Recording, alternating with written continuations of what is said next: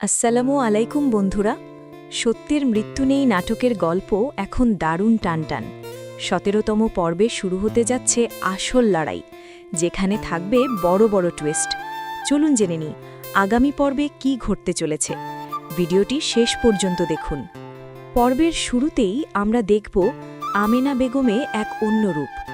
এতদিন আমেনা সব অন্যায় মুখ বুজে সহ্য করলেও এখন সে আর কাউকে ছাড় দেবে না, বিশেষ করে তার শাশুড়ি এবং মেজ দেবর আলাউদ্দিন ঢালি, যারা সালাউদ্দিনকে পাগল বানানোর চেষ্টা করেছিল। তাদের মুখোশ আমেনা সবার সামনে টেনে ছিঁড়ে ফেলবে।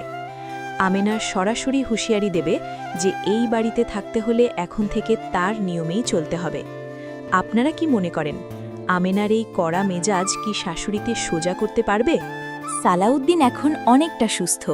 ১৭তম পর্বে আমরা দেখব সালাউদ্দিন তার নিজের চোখে বাড়ির লোকেদের জড়যন্ত্র দেখতে শুরু করবে। এতদিন সে যাকে সবচাইতে বেশি বিশ্বাস করত, সেই মেজ ভাই এবং মায়ের আসল চেহারা দেখে সে মানসিকভাবে ভেঙে পড়বে। তবে আমেনার ভালোবাসা আর সেবা তাকে আবারও শক্ত হতে সাহায্য করবে। সালাউদ্দিন কি পারবে তার নিজের অধিকার বুঝে নিতে, নাকি আবারও পরিবারের মায়ায় পড়ে কোনো ভুল করে বসবে? আমার মনে হয় সালাউদ্দিন এবার রুখে দাঁড়াবে।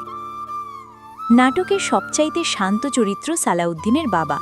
তিনি এতদিন সব দেখেও না দেখার ভান করতেন, কিন্তু ১৭তম পর্বে আমরা দেখব তিনিও এবার তার সন্তানদের অন্যায়ের প্রতিবাদ করছেন।